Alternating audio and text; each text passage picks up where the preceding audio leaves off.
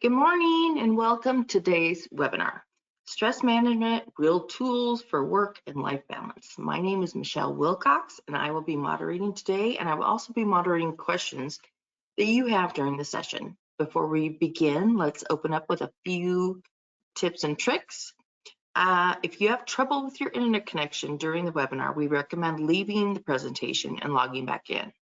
We do not have control of your audio devices. So if you have difficulty, try adjusting your volume settings on your device. If a telephone line goes down during the call, hang up and call back again at the same number. If all lines go dead, watch the on-screen chat box for alternative calling number. Feel free to ask questions, provide feedback by using the questions box during the webinar. If you're using a tablet, you may need to tap on the screen for the options bar to appear, and then you can select the appropriate option. We may not respond immediately, but we'll try to work your questions and feedback into the presentation. If we can't get to your comments or questions during the session, we will be online afterwards and respond, or we will follow up in an email if we completely run out of time. You may also email us at moderator@aspenrmg.com for up to 48 hours after the webinar. This will be a 1-hour presentation. Comments are much encouraged throughout, and the presenter will be answering questions at the end. Lastly, if you have a number of upcoming webinars covering a variety of topics, including those listed on the website that you can see in the background, and we are also offering a mandatory preventer sexual harassment training in English on the 11th. With that, let's begin. And our presenter today is Dr. Steve Albrecht. He is a trainer, author, a consultant, specialized in HR issues, security concerns. He also holds a doctorate in business administration, an MA in security management, a BS in psychology, and a BA in English. He is a board certified in HR, security management, employee coaching, and threat management. He has written 24 books on business, service, leadership, security, and criminal justice subject. So I'm going to turn it over to you, Mr. Albrecht. Thanks, Michelle. We've got some polling questions, which we'll start out with. And this is the subject, stress management, where I'm trying to make a set of tools for you. And it's really quite personal as to what works for you and in your life. So I'm not here to dictate your life, but I want to give you some tools that have worked for me and tools for the toolkit for stress management. So of all the programs that I teach, this is the most personal. This is the one that I've been doing for a really long time. I've been a meditator for over 30 years. I work a lot in coaching and anger management and helping with employees that are under stress to get them referrals to places like Employee Assistance Program. And I want this session for you and I to talk about some wellness for you personally and professionally. I have an 11-minute audio at the end of this, which is me doing a relaxation exercise for you. You can continue to listen at the end of the session here. We'll do it, at the last 11 minutes, or you can tune out if you don't want to, but it's available for you to listen to. It's a full body relaxation exercise that you can take and apply to what we've been talking about. And then the other part is there's lots of things online that are connected to this. You can find things on YouTube. You can see lots of people that do mindfulness meditation or relaxation. There's lots of walkthrough programs of various lengths from 5 minutes to 5 hours to help you with relaxation. But I just have a short example to give you. So, Michelle, do we want to start with the polling questions? Yes, I'm just trying to find them. They were here and then they're not. I don't know what happened. Bear with me.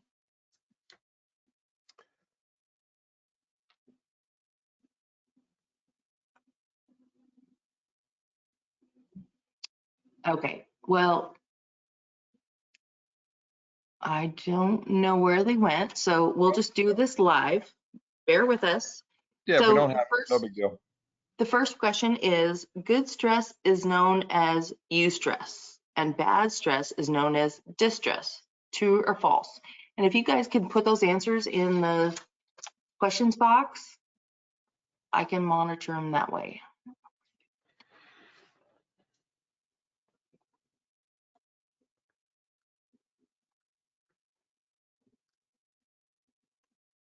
Are they putting it in chat or the questions? They're putting in the questions. Okay. So somebody wants me to repeat it. So good stress is known as eustress and bad stress is known as distress. True or false? So majority is saying true. That's correct. EU stress is good stress. That's happy stress. That's things that you want to happen. And then distress is stuff that, like dis-ease, is things that you don't want to happen. The issue that we'll talk about is it's contextual. What excites and makes you happy scares and frightens me, like roller coasters or scary movies. So we'll put things into context as we talk about the body's response to stress and the mind's response. Next one. Okay, the next one is a leading cause of job burnout is getting too much praise from your boss or coworkers. True or false? So everybody's saying pretty much false. There's a few that are saying true. That should be 100%, right? Too much praise is not ever a concern or possibility or problem for us. So that one's sort of a tongue-in-cheek question, which is, how much praise do you get in your environment? And if you're a supervisor, how much praise do you give to the people that work for you? And I think it's a volume knob that we need to turn up. Next one. The next one is sleep, diet, exercise, meditation, breath control, and a positive attitude are all connected to managing your stress level. True or false? Okay, everybody's saying true. Yep, that is it. So Thank thanks, you, Michelle, guys. for that. So I'm going to give you an acronym that kind of brings up the last piece there with that last question, which is called BREADS. And it's in the slides, and we'll talk about it throughout our conversation. It's breathing, relaxation, exercise, attitude, diet, and sleep. They're all connected. Sleep is connected to exercise, and exercise is connected to diet. And you can improve your sense of stress immediately and all through the day and as you get ready to sleep by focusing on your breath. And the relaxation exercise that you can do maybe once or twice a day for even 5 minutes can be enough to sort of reset the mechanism that is your brain. We'll talk about this: breathing, relaxation, exercise, attitude, diet, and sleep. Those things together make up that BREADS acronym. I hope that's something memorable for you. So thanks to Michelle for her support today, for Steve Thompson at Aspen Risk Management, for Phaedra at Aspen as well, and for the good folks at Heffernan Insurance for our conversation here today. So look at this photo here. This is a Southwest Airlines flight that was in terrible distress. They had a fatal accident on this flight. A woman was sitting on the passenger window side on the wing. There was an explosion in the engine. A piece of shrapnel came through and killed her. That was the first fatality Southwest has ever had in the air. And if you fly in them as much as I do, that's quite a good track record, thankfully. They had a fatality on a crash that happened on the ground where a plane went off the runway and hit a car in Chicago in a snowstorm. But this is the first one they've had in the air. And you can see that under stress, which we're talking about here, everybody's got their mask on wrong. And if you've flown more than once in your entire life, and I'm going to shut off the camera here just to, there we go. If you've flown at all in your life, you know that the mask is supposed to go over your nose and mouth and breathe normally, which is hard to do under stress. Everybody's got their mask on wrong. And as you notice from the Gen Zers in the front there, they're taking a photograph of this. And while the cat on the right is listening to his tunes, I guess instead of the pilot, I usually try to pay attention to what the pilot says as we're hurtling from 33,000 feet down to 7,000. The oxygen mask that you have in an airliner is, I think the pilots have several hours worth up front in the cockpit. I have about 12 minutes or so of everybody in the plane because there's just so many oxygen outlets, and we got a full flight here. We got to get down to a reasonable altitude. So under stress, and this is interesting to me, we go back to how we have been trained. Under stress, we go back to what our first thought is. Under stress, we sometimes think or do the wrong thing because we are so freaked out by the moments of the situation, life-threatening especially. If you have ever had to call an ambulance for a member of your family, I've had to do it, and I had to go outside and look at the outside of the building to know their address, even though I've been to their house a million times, because that's what stress does to us sometimes. We may be good at handling work stress, professional stress, but sometimes personal stress can be quite debilitating because of the emotional impact on it. Stress is a biological response to a stimulus. It's an emotional response to a stimulus. It is a physical cognitive response to a stimulus. It makes changes in your brain. So we'll talk about the impact of stress. It's positive and negative, right? So let's talk about eustress versus distress. Someone, you come home from work, you walk into your apartment, condo, mobile home, house, wherever it happens to be, you open the door, you walk inside, a bunch of people jump out and yell, "Happy birthday," and you're startled, and there's all your friends with cake and presents and food, and it's great, right? During that moment of time where they jump out and yell surprise, you have a stress response, right? Your eyes dilate, your hands and feet go to protect you, you get into fight or flight mode, your startle reflex turns you towards the exit. Now, change that scenario slightly, you come home from work, you walk in your house, mobile home, condo, apartment, somebody yells, "Surprise, I'm here to rob you," all right, "Give me all your money." Guy jumps out from behind the couch with a gun. Same startle reflex, same widening of pulse, of dilated of eyes, of raising of pulse rate, blood pressure. Exact same situation in terms of the body's response to stress. The context, of course, is completely different. So what frightens you might not frighten me. Public speaking, which I've been doing since I don't know, 87, doesn't frighten me, but I've stood in front of 3,000 people on a stage in Las Vegas, and I wasn't nervous about it at all. Some of you may be stressed out about having to give the Bible reading at church, or stand up in front of a group of colleagues at a staff meeting and lead a discussion. And others of you love roller coasters, and some of you have jumped out of airplanes, which I would never do. And some of you like horror movies, because that stress response for you is positive. That's eustress for you, and it's distress for me, and vice versa. So stress is in the eye of the beholder. And sometimes people will say to me, what, especially after a critical incident or something that happened in the workplace, line of duty death, or an employee is killed, or suicide, or workplace violence, which I work on all the time. That's my main training subject. When are people going to get back to normal? And the answer is it's different for everybody. So we'll talk about some coping tools personally and professionally. We'll talk about some things that change your way of seeing the world personally and professionally to help you manage your stress. Again, it is a personal issue, a personal conversation, that you take what you need from our discussion here. I'm not telling you how to run your life. I'm just giving you some ideas that we know work. This computer image here is called a fractal. Fractal, F-R-A-C-T-A-L. Fractals, according to a German study, and I'm from Germany originally, Albrecht, so it must be correct, right? According to this German study, fractals lower your blood pressure and your pulse rate when you look at them. So they have put people in front of fractals, which occur in nature. Snowflakes are fractals. Sometimes you can see leaves that are in a pile make up a fractal. You can see tree branches and things that have leaves on them that make up this pattern, which is a fractal. Raindrops can be fractals, right? So when we look at fractals, it's coming.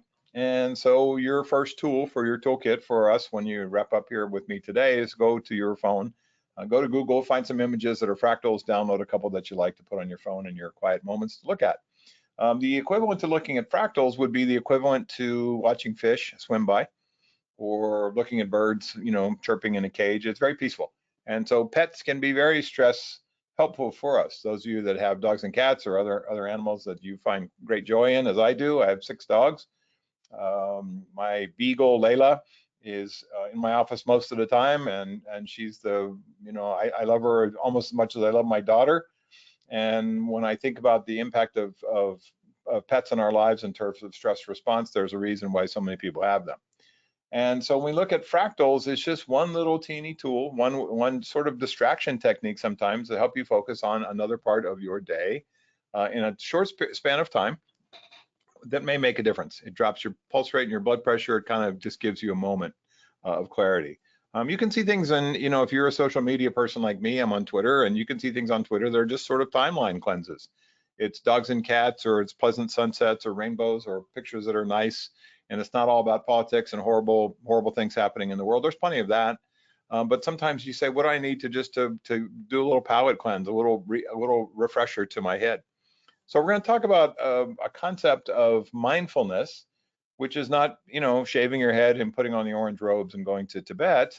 But we'll talk about some people who have done that, including a guy named Andy Puddicombe, who runs one of the most popular websites and phone apps for mindfulness meditation called Headspace. And you can also see Headspace videos on Netflix. He's got a whole series of them there. They're animated. They're quite clever. and he went to a monastery and spent, I think, 9 years in Tibet and India. This happened after he was in college, and he was standing on the street with a bunch of people at a huge block party, and with his sister, and a car came up through the street, went across the sidewalk, and struck and killed his sister.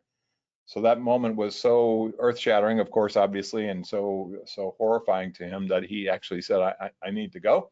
He left England and went to Tibet and India and studied as a Tibetan monk for 9 years. Came back to California, Santa Monica, and set up Headspace, which I like quite a lot. I'll mention that one. So when we look at mindfulness, it's not necessarily, you have to be in the meditative state all the time, but just think about the benefits.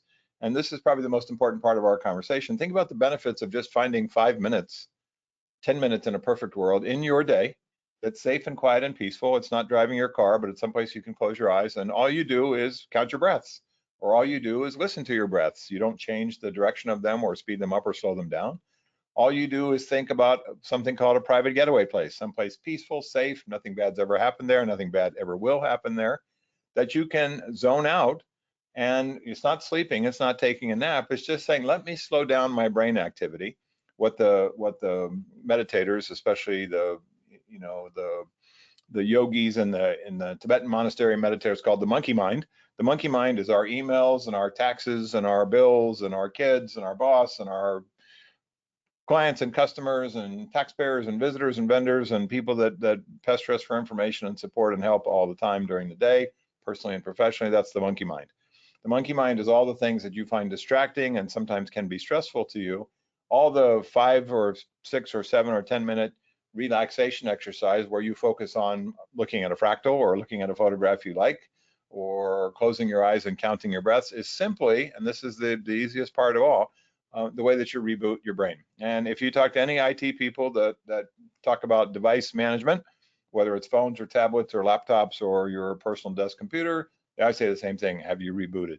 And rebooting the mechanism is that 5 to 10 minute time span, where maybe once a day or twice a day, if it's possible, where you simply say, I'm going to focus on nothing but just feeling what's going on around me and living in this moment, and rebooting the mechanism. When you come back to full attention and full alert, full concentration, you'll notice, as you do it over and over again, a change. You'll notice a change in your physiology. You'll notice a change that you are calmer, that things are quieter to you. Now, here's what everybody says to me all the time: I don't have 5 or 10 minutes in my day, Steve. I don't have a Zen garden like this to go sit in. I have people bothering me from the moment I wake up to the moment I go to bed, whether it's my family or my boss or my coworkers or clients or customers or colleagues. I get it. I get it.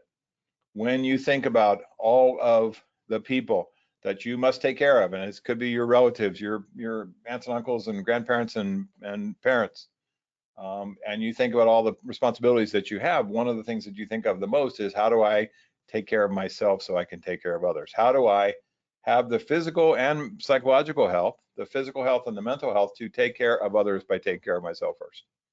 And so what is peace look like to you? To me, I like this Zen garden photograph here. I like the fish down at the bottom. What does peace look like to you as an image that you can focus on for maybe 5 minutes? And if you say, I don't have 5 minutes in a day, Steve, then you got to get up earlier. You got to make time for it, because your physical and mental health are connected to what's called the allostatic load. The allostatic load is your collection of stressors that fill the bucket. And some people call it a big bucket full of poop, and it's full of all kinds of stuff, and it overflows sometimes when we just get too much. So we need stress in our lives. It is a stimulus that helps us function. It's a stimulus that makes things exciting, but too much of it, too much of this allostatic load, is literally bad for your health. So some early questions. There is a psychologist in San Diego. He's in a beach town called Carlsbad. You can find him online. I'll talk about his work in a second. When we look at what he talks about, he says there is 1 foot in the present and 1 foot in the future. Successful people have 1 foot in the present and 1 foot in the future, and unsuccessful, miserable, unhappy people tend to have 1 foot in the present and the other foot stuck in the past. And I'll get you his name as it comes to me. So when I think about this, it goes back to sort of the old discussion, which is, the rear view mirror is smaller than the windshield in your car. Looking forward into the present from the present to the future tends to be a happier modality for people than looking backwards all the time at what could have been or what should have been. People that have a lot of stress in their lives in terms of sort of victimology can feel stuck in the past. And people who have gone through therapy and cognitive behavioral therapy and began to cope with whatever happened to them in their lives tend to see things from the present to the future. Pleasure versus happiness. Pleasure versus happiness is a big difference, right? What gives us pleasure might be a momentary thing, a food, a TV show, a conversation, a feeling, right? Happiness is a long-term goal. It's what I do to orient things around me, my friends, my family, my work, my colleagues, my projects, my hobbies, my pets, the people and things around me that give me joy and make me happy is a long-term thing.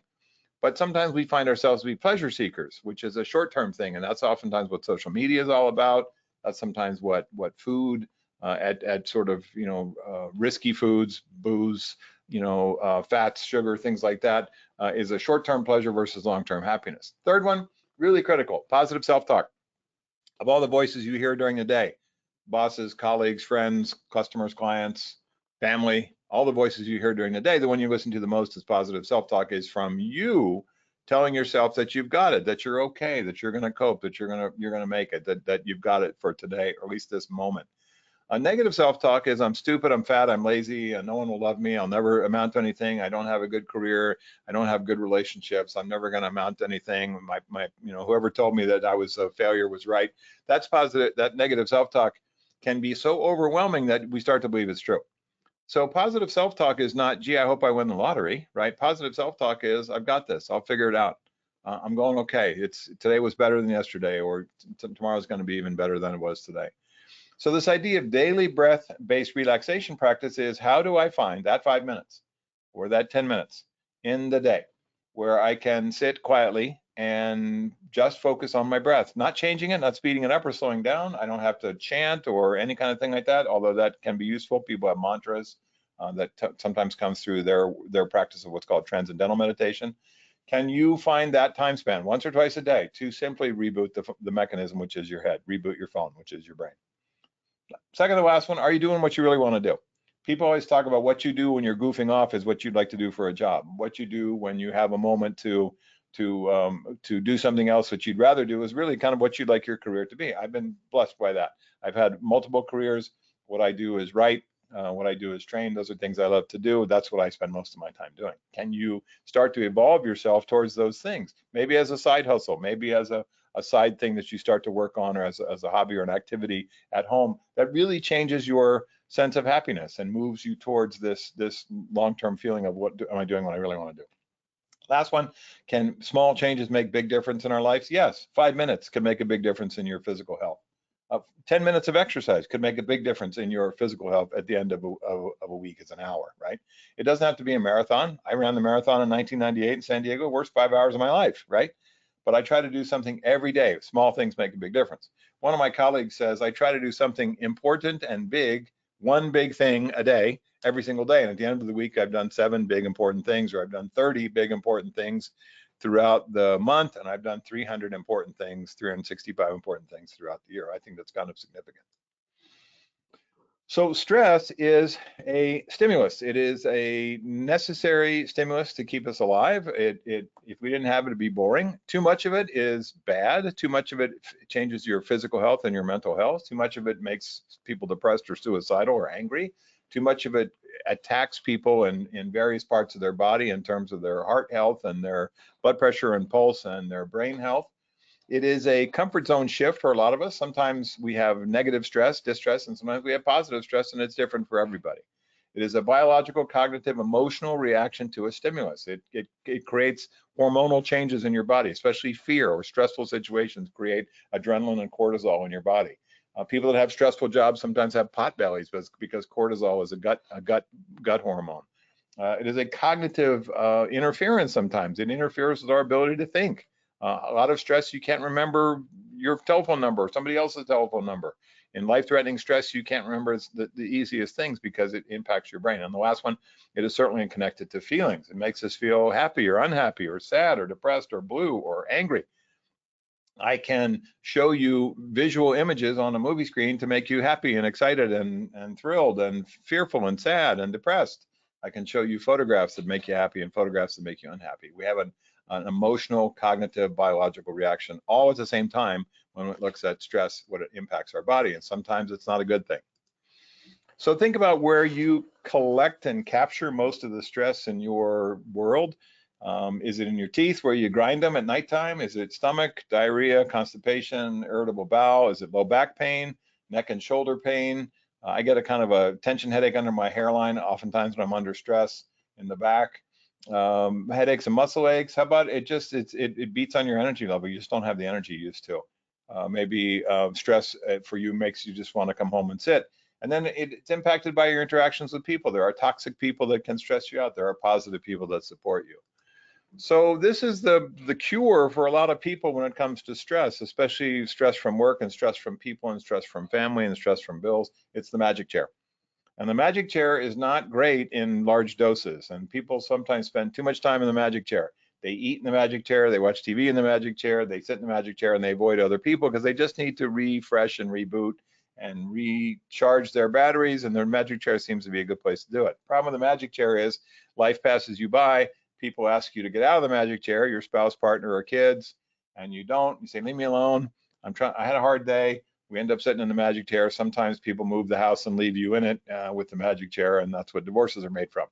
So I saw a lot of this in my first responder colleagues. I saw this a lot with people at highly stressful jobs. They would come in and be vigilant and sort of on point all the time, and then would come home and just sit in the magic chair and just go into basically a breathing coma. They would just sit, right? Drink sometimes, eat, watch TV for hours, and then go to bed and get up the next day and work a stressful job and come back and sit in the magic chair again.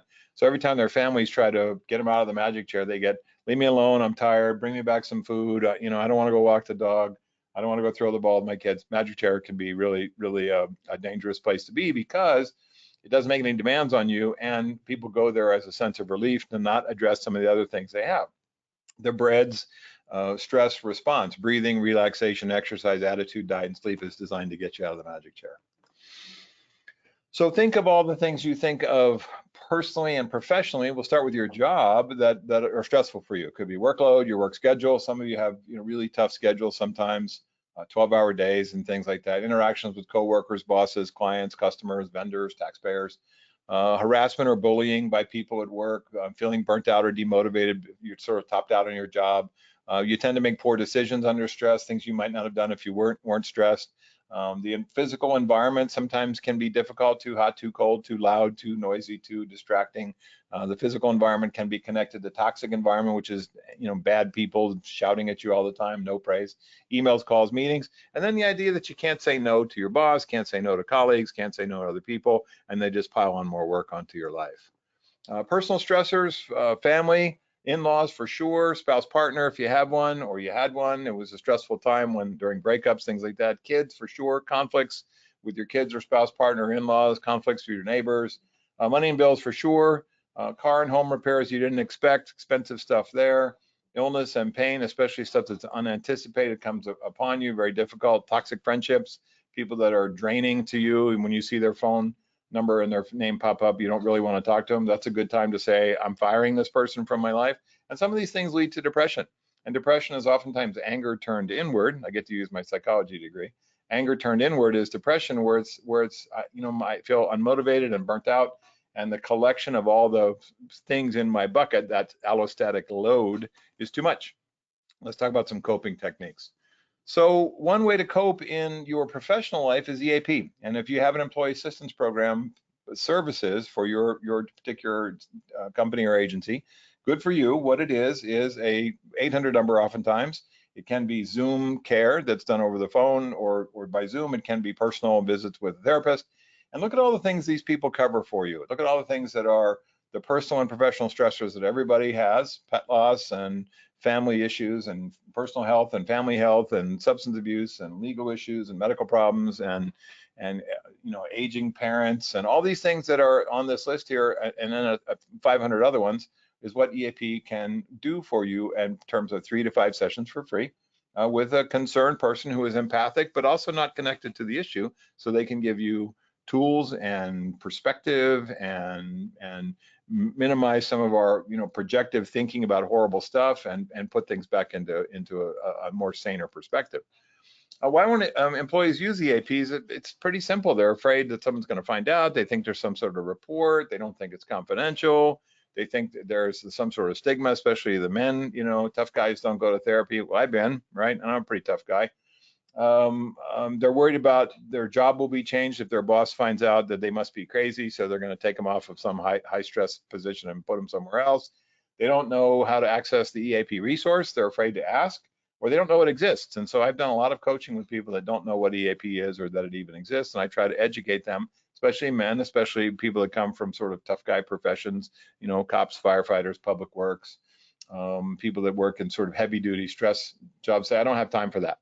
But they have time for a heart attack. They have time for significant, burnout illnesses that come as a result of having low energy and your immune system has been taxed by the stresses that they face. I'm a big fan of EAP. If you have been before, I think it's useful to tell other people that it's not voodoo, that it actually works. It connects people to clinical help that and a time in their life when it could be very, very useful for them. I know lots of people that found it very, very useful. And if you have, telling other people can help. If you have EAP and don't want to go, or you don't have employee assistance program, you can get a clinical referral from your doctor, your primary care physician, or your healthcare plan for mental health benefits. Get a referral to a clinician from a friend who has gone and that has used clinical help, and maybe get a referral from them. If you're at church, pastoral counseling, you can get online therapy. Lots of websites have this stuff through Zoom. Basically, you can change therapist anytime you want. It's basically a credit card payment. I've done Zoom therapy. It's not as great as being in the room with this person, but it's still pretty close. Think about support groups that you may have access to. Cancer, people have parents who have lost kids, or people who have lost their spouse or partner to being a widow. We have support groups for everything, including Alcoholics Anonymous. There's just lots of groups that you may be able to connect with that help in the exact same situation or issues that you're facing. So let's talk about breads: breathing, relaxation, exercise, attitude, diet, and sleep. You can see they're all connected. There's some interconnectedness here. Exercise 3 to 5 times a week, at least 30 minutes a day. Try to earn your shower. Attitude, relentlessly positive, not this sucks, this is horrible, I'm never going to amount to anything, but I'm going to figure it out, things are going to be okay. Diet, careful on the feel-good foods, right? Sugar, alcohol, fats, chocolate, all the fun stuff, right? Manage your blood sugar throughout the day. Good sleep habits, 7 to 8 hours would be ideal, not the 4 to 5 that people tend to get now. Relaxation, that 5 to 10 minutes, maybe once a day. Twice a day if you could, 5 minutes in the morning, 5 minutes in the afternoon. You're not sleeping, it's not a nap. It is a connection to rebooting the mechanism. And then breathing throughout the day in those stressful situations, slow and deep. And here's the trick: slower exhales drop your pulse rate and blood pressure. Slower exhales, slow, deep exhales. Exhalations drop your pulse rate and blood pressure. Not inhaling so much, but the opposite. Exhalations slow things down for you. Keep your head full of blood, your brain oxygenated. You tend to make better decisions. You don't say or do the wrong thing. Let's break it down. Let's look at breathing, and there's lots of ways. There's prana breathing in yoga. Some of you are meditate or do yoga. That's an approach. Mindfulness meditation is focusing on the breath. You don't speed it up, you don't slow it down, you just count them, or you just focus on the inhales and the exhales, right? There's a little pause at each end of each breath that you ever take for your entire life. There's an inhalation, there's a tiny little pause, a transition to the exhalation. And there's a tiny little pause while you wait to the next inhalation. Sometimes the meditators say, just focus on the pauses in your breathing. Don't change it, just pay attention to it. Someone once said all hypnosis is self-hypnosis, meaning that you can give yourself positive phrases, positive affirmations, things to think about going forward, where you feel better about your life by saying, I am going to figure this out. I am going to be financially secure. There's a woman named Sharon Salzberg, S-A-L-Z-B-E-R-G, and she does a lot of work in what's called a loving kindness meditation, and she has the same sort of phrases. May I be safe. May I be happy. May I be healthy. May I live with ease. And what she means by live with ease is the day-to-day grind of people and projects and work and kids and bills and spouse is not so tough, right? May I be happy. May I be healthy. May I be safe. May I live with ease, right? Those kinds of guided phrases. Guided imagery is starting at the top of your head and going down to your feet and relaxing everything, starting at your feet and going back up to the top of your head. Focus relaxation, same thing, a body scan that you do that can slow things down as you focus on slowing down your breathing, not consciously doing it, just letting it happen. And then when you stop doing that and you come back to full attention and full alert, you're back to a rebooted, healthier outlook and a little bit more positive, approach in your brain, because you've taken that time to reconnect yourself with just the moments. And that's what meditation's all about, which is the moment that you're living in. Relaxation, 5 to 10 minutes a day, comfortable, safe place. 20 minutes a day is what the meditators typically do. People that do mindfulness meditation, 20 minutes seems to be about the sweet spot. When we do MRIs and brain imagery on people, we can see the shifting changes that they make in their brainwave activities. They get calmer, they get more peaceful, they get quieter in their head, and that monkey mind, which is always attacking us all the time about bills and kids and emails, gets quieted for just a little bit. And what even longtime meditators say is when the monkey mind comes back with some distraction, simply start again. Go back to your breathing and go, that was then, I'm back on this now. And right now, this is what my focus is. And here comes another intrusive thought. I'm gonna let it go by. I'll go back to what I was doing until the time is up, until you get better and better and better at it over a span. So we look at the benefits of meditation. It lowers blood pressure and pulse rate. It lowers metabolism. It controls your oxygen and CO2 levels. It significantly helps your immune system. It doesn't cure cancer, but it helps fight off disease, and it helps fight off anti-aging situations by really focusing on the things that are most important to you, which is the breath, all right? And how oxygenating the breath is and how healthy that the breath is. And the slowing things down in the pace and speed of your life is helpful. You have finite number of pulse rates and heartbeats. This is a way to manage those and use those to your advantage. Exercise 3 to 5 times a week. Walking with your dog tends to be the most common and positive for people. Find someone that you love and trust that you can do this with on a regular basis. Find a safe place to do it.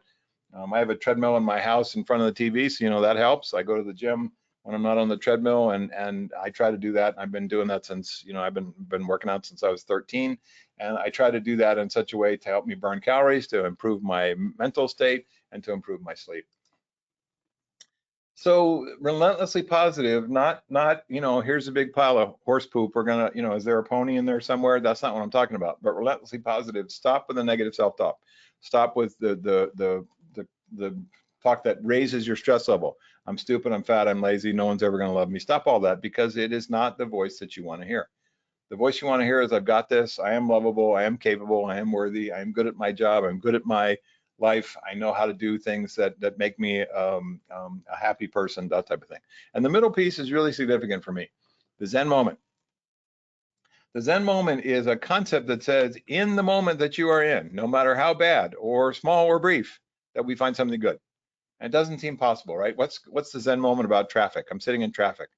Well, you're going to a job where you'll be paid, and you have a cup of coffee, and there's a nice song or station on the radio, or your satellite radio, right?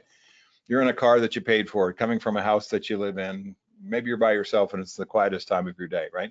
Washing the dishes. What's the Zen moment, Steve? Well, the water's soapy and warm and the dishes get put away, and I had a nice meal in my home with people I care about. Grandma passes away from Alzheimer's or cancer, and it's horrible. We're very sad, except she was loved and she had a long life. And at the end of her day, she was cared for by people that knew that she was loved, and she knew that. That's the Zen moment. It's very difficult sometimes for people to find the Zen moment, because their attitude for most things is, this stinks or this sucks or it's never going to get any better. I try to look at the Zen moment every single time I stop to think about how lucky I am that I'm walking around and I have a nice office and a family that loves me and a good career and a lot of other things. That's what the Zen moment's all about. Diet, careful with the carbs, those big truck tire sized bagels, about 70 carbs. Carbs tend to be better midday. Go to bed a little bit hungry. Proteins early, whether you're vegan, vegetarian, meat eater, a little bit of protein throughout the day tends to keep us full. 5 to 6 good days, maybe 1 or 2 cheat days every once in a while, right? Don't go crazy, but cheat days give us a little bit of hope, right? Moderate use of caffeine, Typically after 3 or 4 o'clock is when caffeine needs to shut down. There's no benefit to alcohol. Tastes great. It's a flavored poison. There is no benefit, no medical benefit to it, we've discovered. So careful with that. Fats and sugars, again, you know, there's tons of obesity in our population and tons of diabetes and pre-diabetes. You got to focus on your diet as part of your overall health. And food is a stressor sometimes. You can eat stuff that makes you sick. You can eat stuff that makes you have hives. I'm allergic to cilantro. That's one example for me. You can eat stuff that doesn't make you feel good, spicy or whatever, or heavy. So food is a mood altering substance, and you can use it to your advantage in terms of your stress management by thinking about your diet carefully. Sleep, think about this. We sleep in 90-minute cycles. We tend to wake up at the end of a 90-minute cycle feeling pretty refreshed. If you got 4 hours worth of sleep and you woke up at the end of a 90-minute cycle, you can feel pretty good. If you slept 8.5 hours and you woke up in the middle of a 90-minute cycle, sometimes you can feel like a zombie all day. So try to set your time that when you get up, you have to get up, work backwards in 90-minute chunks. You know, I go to bed at 11, that's 12:30, 2, 3:30, 5, 6:30. I get up at 6:30. I tend to wake up at the end of a 90-minute cycle. The guy I wanted to tell you about just came to mind. It's Dr. Brian Allman, A-L-M like Mary, A-N like Nancy, Dr. Brian Allman. He's the Carlsbad psychologist. He's the one that talked about 1 foot in the present and the other foot in the future. So it took me a moment to remember his name. Pre-sleep rituals. The room is quiet, the room is cool, the room is dark. There's no red lights or blue lights or anything flashing or any kind of things. You know, you cover those up with tape if you can. Use the bedroom for what it was designed for, sleep and sex. When you think about using the bedroom to argue with your kids or spouse, it's not useful. To do a bunch of work, you know, on a laptop, that's not what the bedroom was designed for. The bedroom was designed to be a place of peace, designed to be a place of contentment, not stress.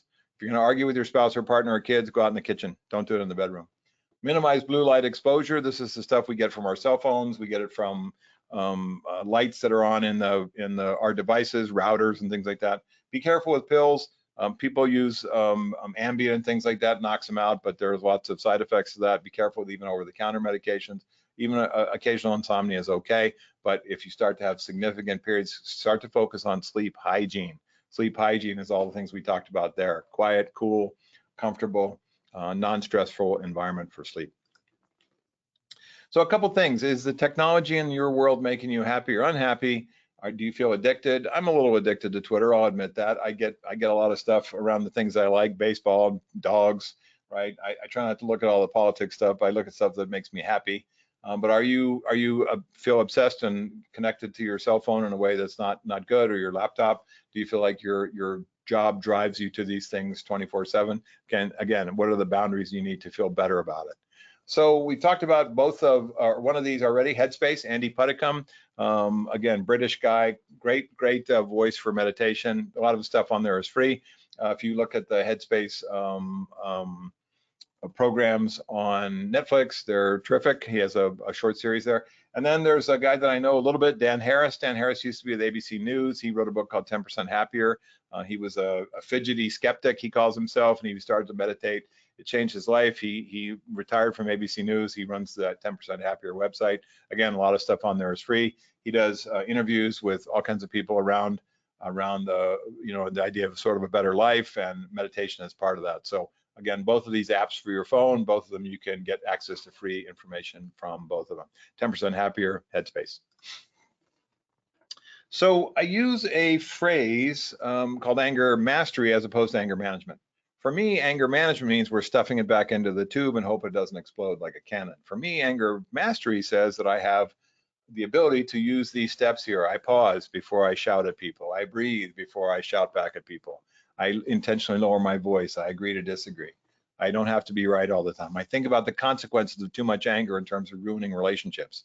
I don't get into road rage situations because I don't want to get arrested. I recognize when people want to put my hot buttons that I sidestep that or I leave. And anger mastery to me is better than anger management because it says I take ownership of my behavior. I don't just stuff it down and hope it doesn't explode later on. Think of all the people that are in jail or in the hospital because of their anger. They did something horrible or stupid. They wish they hadn't done it, but at that time they are in that condition red where they don't think about the consequences and they can't control their anger. Is a big reason that they have heart attacks and they have other autoimmune diseases because their body just feeds off all that negative hormones and negative energy. So a couple things before we get to the relaxation audio that I want you to listen to. For tough situations in your life, it's the 3 T's. It's time, talking, and thought stopping. In our world, the passage of time blurs the intensity of bad things. The death in the family is horrible, but it's different 2 years from the death as opposed to 2 days away. The passage of time blurs the intensity of things. And here's the most important part, talking with people that you care about, who care about you. Doesn't have to be a therapist, can be people in your life. That also blurs the intensity of bad things. Best friends, colleagues, friends, family members who are supportive of you. That talking through tough times in your life situation can be very helpful for you, and also you do the same for them. And then the third one is thought stopping. We get intrusive thoughts. Stop thinking about them by literally, and this is important, literally thinking about a stop sign. Think about a stop sign in your head when you think about some intrusive thought, something said to you or some relationship issue or whatever it was. We can ruminate over these things. Don't get stuck with that. Start to focus on an actual literal stop sign. That's what thought stopping is all about. Okay, last couple things we'll talk about this audio I want you to listen to. Look at the workplace wellness concepts we have in our workplace. It could be mental health days or physical health days. It could be health days where we spend all day just working on being healthy at work, where we don't work on our jobs, but we bring in coaches and we bring in medical doctors and nurses to talk about our health and wellness as employees. Gym memberships at work or gym membership discounts, yoga, meditation, and nap rooms, job sharing, telecommuting, work from home, flex time. Smoking cessation for that 25% of people who still smoke. Access to wellness programs that you may get through your employee benefits plan. Sabbaticals for people that have been at work for a long time and may take some span of time off. Mental health days. I'm a big believer in taking your vacation days and your mental health days. You know, if you retire and have 753 days on the books, then they won, right? And then no emails before or after dark. If that's possible, doesn't put your job at risk, think about how freeing that is in terms of the stress response. Okay. Let's do a little focused relaxation here. I'm going to play this audio. It's just me talking for about 10 minutes, and I'll come back and wrap us up. One of the things you'll see is maybe a conversation I have with you about going to your private getaway place, someplace safe, comfortable, peaceful, nothing bad's ever happened there. A color that you associate with relaxation. Think about where you might see that color in nature or in your world or your life. Touching your finger and thumb together on either hand is a signal to you during a meeting or another stressful time that it's time to focus on dropping your pulse rate and blood pressure by breathing. And then maybe there's a chosen word that you associate with relaxation. For me, it's the word PAX, P-A-X. It's the Latin word for peace. So here is a short 10-minute audio that I do about relaxation. I will play it. I'll come back to you and then we'll wrap up.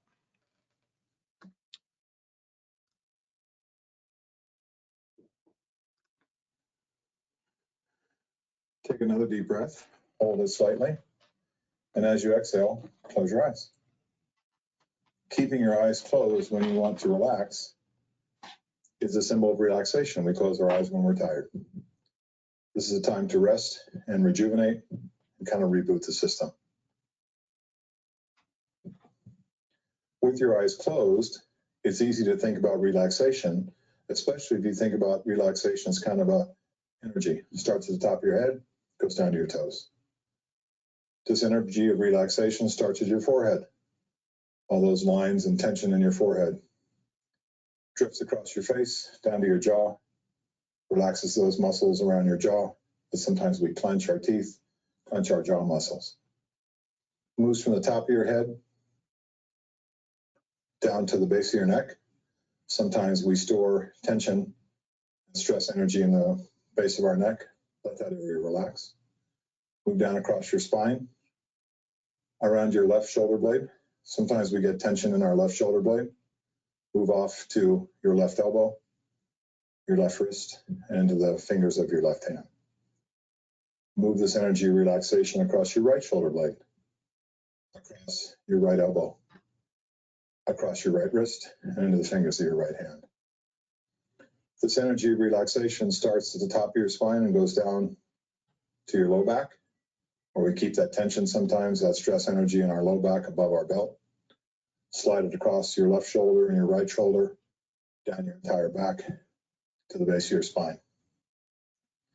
Move this energy relaxation across the top of your shoulders, over your chest, across your stomach, into your hips. Move this energy relaxation around your thighs and into your left knee. Move this energy relaxation across your right knee, down your right shin, around your calf, and into the toes of your right foot. Move this energy relaxation across your left knee, around your left calf, around your left ankle, and into the toes of your left foot.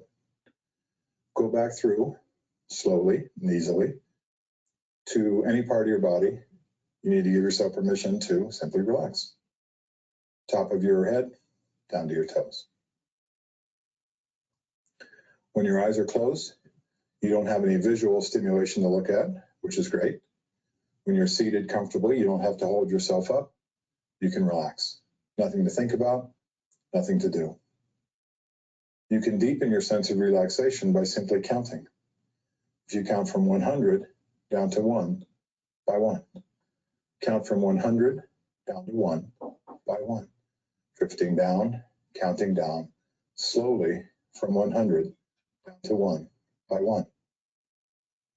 100, 99, 98. Counting down, drifting down, counting down. As you count down, you may lose track of where you were.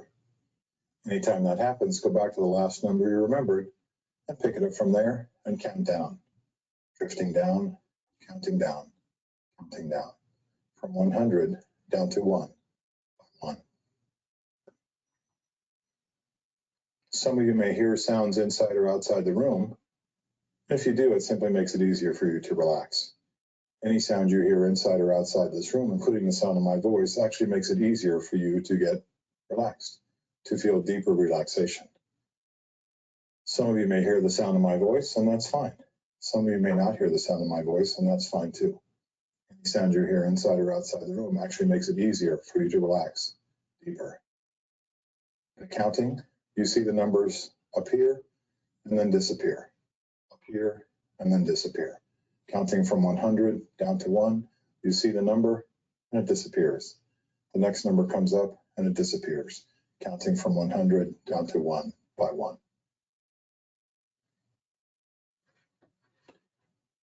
Anytime you need to, anytime you want to, you can simply use the color that you have chosen as a symbol for relaxation.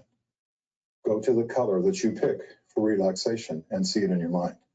Maybe it's very vivid and focused and sharp. Maybe it's blurry and it just appears around you. Maybe you see it very clearly, maybe not so clearly. But it's the color that you associate and you choose with relaxation. Anytime you need to, anytime you want to, simply go to that color that you associate, that you choose, that you connect to relaxation. When you see that color in nature, in the world, in your work area or outside, that reminds you about relaxation. That's the color that you have chosen. Anytime you are counting from 100 down to 1 and you lose track, simply go back to the number you last recall and pick it up and count down from there. Drifting down, counting down, counting down. If you get to the number 1, simply go back to 100 and start counting down. 100, 99, 98, counting down, drifting down. The safest place for you to be in relaxation in your mind is your private getaway place. Comfortable, peaceful, safe, quiet. Nothing bad's ever happened there. Nothing bad will ever happen there. It's a place you can be anytime you need to, anytime you want to, if you're relaxed. Inside your private getaway place, you will see the color that you associate, connect with relaxation. Your private getaway place is peaceful, comfortable, connected to you. It reminds you of some point in your life where you are safe, peaceful, comfortable, private, relaxed. You can be inside the private getaway place walking around or sitting or standing, and you can look all around you and see the things in your private getaway place that remind you of relaxation. Anytime you hear any sound inside or outside this room, it actually deepens your sense of relaxation. Actually makes it easier for you to relax. The counting from 100 down to 1 deepens your sense of relaxation as well. You see the number, it disappears. You see the number, it disappears. Drifting down, counting down, drifting down.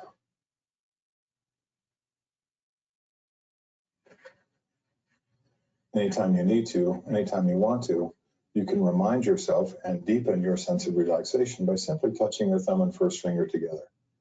Anytime you want to, simply touch your thumb and first finger together. This reminds you of this relaxed state. Please try it now. Anytime you need to, anytime you want to, touching your thumb and first finger together on either hand can be a very subtle gesture that only you see. This reminds you of this relaxed state, peaceful, safe, comfortable. Inside this relaxed state, you find that your solutions to the issues that you face personally and professionally are more creative. Solutions, richer answers, ideas for what you're facing personally and professionally. Inside this relaxed state, you can come up with better solutions for the things that you're facing. Peaceful, comfortable, safe. Anytime you need to, anytime you want to, in any situation where you feel the need to manage your stress and to increase and influence your relaxation, touch your thumb and first finger together on either hand, and please try it now.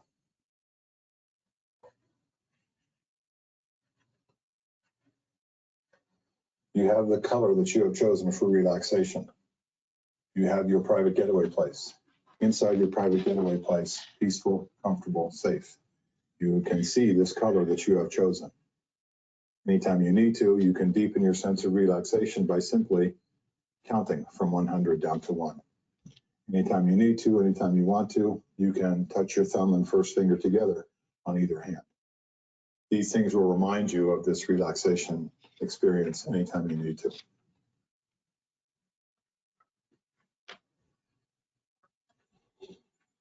I'm going to take you back to full attention or full alert, full concentration. When you come back to full attention, full alert, full concentration, you'll remember the color that you have chosen. You'll know what it looks like inside your private getaway place, and you can go there anytime you need to or want to. You will remember that simply touching your thumb and first finger together will increase and improve your sense of relaxation. Think about full concentration and full alert as starting at your toes. The energy of full concentration and full alert moves from your left foot across the top of your left ankle into your left knee. From the top of your right foot across your right ankle, over your calf and into your right knee. This is energy of full concentration and full alert. Full awareness comes across your left leg into your left hip, your right leg, your right thigh, into your right hip. This energy of full concentration, full alert, full awareness, full knowledge of what we've talked about comes across the left part of your back up to your left shoulder, the right part of your back up to your right shoulder. This energy of full concentration, full alert, full attention moves from your left hand to the top of your left shoulder, from your right hand to the top of your right shoulder, across your stomach, over your chest, and into your neck. Moves around the base of your neck and the back of your head to the top of your head. Moves around from your neck, across your jaw, into your eyes, over your forehead, and up to the top of your head. Full attention, full alert, full concentration.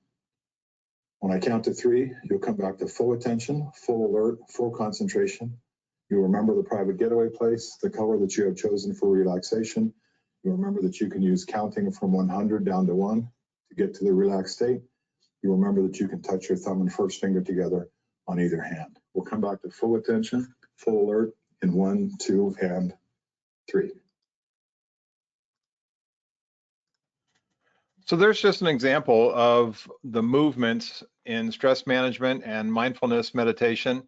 The private getaway place, the color, the finger touch, the chosen word that you picked, the head to toe muscle relaxation, all part of this movement to buy yourself 5 minutes of time in your day or 10 minutes of time in your day for stress management. So as I wrap up, these are the most important creatures in my life here, all 19 of them. Thanks everybody for your time and attention. Think about this BRADS acronym: breathing, relaxation, exercise, attitude, diet, and sleep. Thanks to the good folks at Heffernan Insurance for our time here together today. Thanks for Michelle's support from Aspen Risk Management as well. Oh my goodness, I am so relaxed right now. This was more than I expected. Thank you, everybody, for attending today's webinar presented by Heffernan. We will send information by email with instruction on how to access a copy of the presentation on our website. Thank you, Steve Albright, for your time and expertise today. We hope Thanks, all of you everybody. attend. Thank you, everybody, and be sure to join us on June 11th for the preventing sexual harassment. Oh, that was a great, oh, I'm so relaxed. I just want to go to get a nap now. Thanks. Thanks, everybody, for your support. Take care, Michelle. Have a safe day, everybody.